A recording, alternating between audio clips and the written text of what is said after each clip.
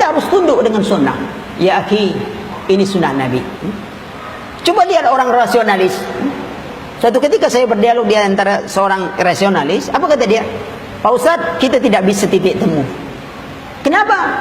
Saya orang rasionalis, Ustaz orang hadis. Oh gitu. Tapi saya mau tanya, menurut antum, ana pakai otak atau tidak ngomong tadi? Antum jangan ngomong antum rasionalis, ana tak rasionalis. Ana mau bicara, menurut antum, ana mengeluarkan hadis pakai otak atau tidak? Kalau antum bilang tak pakai otak, sebenarnya antum tak punya otak. Justru dengan ini menunjukkan anak punya otak. Anak cuma tidak mau pakai logika. Sebab ketika orang-orang hadis, orang-orang hasar, para ulama kita mendahulukan dalil, menunjukkan kecerdasannya. Kalau dia mau logika, logikanya tidak terbantahkan, berbeda dengan logika filsafat. Logika filsafat itu sekali benar, 2 kali salah, 3 kali gila. Coba filsafat Aristoteles antum amalkan, tak bisa antum amalkan, ikhwan. Kalau ingin kebenaran yang mutlak, buang kebenaran yang ada, masukkan keraguan, mulailah mencari. Coba antum ragukan bapak antum. Pak, saya sudah belajar filsafat, Pak. Dulu saya yakin bapak-bapak saya, tapi kata Aristoteles, kalau ingin lebih yakin, buang keyakinan itu. Jadi saya ragu bapak apa bapak saya atau bukan? Coba, tak bisa diamalkan. Lalu saya katakan, menurut antum bagaimana? Anak itu bukan pakai akal. Oke, anak ingin ukur kehebatan akal antum. Sampai gitu. Sebenarnya akal manusia itu dalam masalah dunia ini pun, dia tidak lebih dari masalah buang angin, Pak. Kalau akal itu dibanding dengan syariat, akal itu hanya sebatas buang angin saja, tak bisa dipecahkan. Bisa dipecahkan. Bagaimana masalah besar dalam syariat ini? Coba lihat. Orang bau sholat, tiba-tiba buang angin. Berwudu atau bukan? Kenapa dia tidak cukup cuci saja tempat buang anginnya? Menurut akal, apa hubungan muka antum, tangan antum, kaki antum, kepala antum? Orang tempat keluarnya lain yang antum cuci. Menurut akal seharusnya tempat keluar itu yang harus dicuci. Tapi ketika antum mencuci tempat keluar, antum sholat, apa kata orang? Gila antum. Tak wuduk lagi tak ini. Tapi mengatakan wuduk itu siapa? Syariat, bukan akal. Perhatikan itu. Lemah akal ini.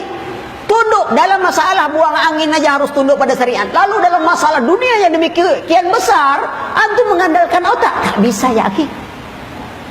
Allah sudah sebutkan, wa in tanaza'tum fi syai'in farudduhu ila Allah. Apabila kalian berbeda pendapat tentang sesuatu, kembalilah kepada Allah dan Rasulnya, bukan kepada akal. Akal ini sangat lemah.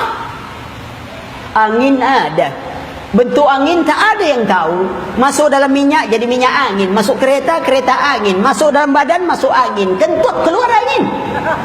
Tak ada yang tahu namanya bentuk angin. Akal kita terbatas, tidak bisa kita jangkau.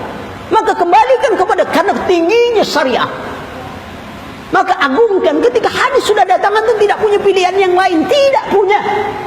Harus kembali, karena ini tuntunan. Tidak ada yang bisa menyelamatkan kita kecuali apa yang telah menyelamatkan umat terdahulu, sunnah Nabi SAW. Karena orang Islam tidak perlu filsafat. Memang ahli filsafat dari dulu sudah ada. Sampai-sampai mereka katakan yang tidak ada itu tidak ada, karena mustahil kita mengatakan adanya. Kalau dia tidak ada, bagaimana kita adakan? Entah. Bingung bercakap, yang tidak ada itu tidak ada, karena mustahil kita mengatakan yang tidak ada itu ada. Sedangkan tidak ada itu perubahan dari yang ada menjadi tidak ada. Yang tak ada bagaimana kita katakan ada? Apa maknanya itu? Bingung orang mengartikan maknanya. Tapi maksudnya itu adalah kehancuran tidak ada. Sebab kehancuran alam semesta ini dari yang ada menjadi hilang, itu mustahil. Akhirnya mereka mengingkari apa itu? Hari kiamat. Keluarlah teori macam-macam, teori Big Bang lah, teori Black Hole lah, semuanya lahir nanti masuk ke lubang kecil. Mana lubang itu?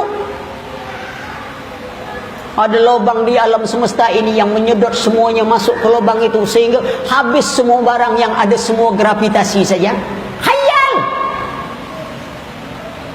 Tapi kita yakin karena orang barat ngomong. Allah ngomong kita tak yakin. Lihat kelemahan kita. Ingat Rasul sudah katakan, bukti kita iman, kita cinta pada Rasul, kita dahulukan. Tidak, saya yakin kepada kalau Rasulullah. Tapi kan tak masuk akal. Yang tak masuk akal bukan berarti, yang tidak masuk akal sebenarnya bukan tak masuk akal. Dia tak bisa dicerna akal. Tapi orang selalu mengatakan tidak masuk akal.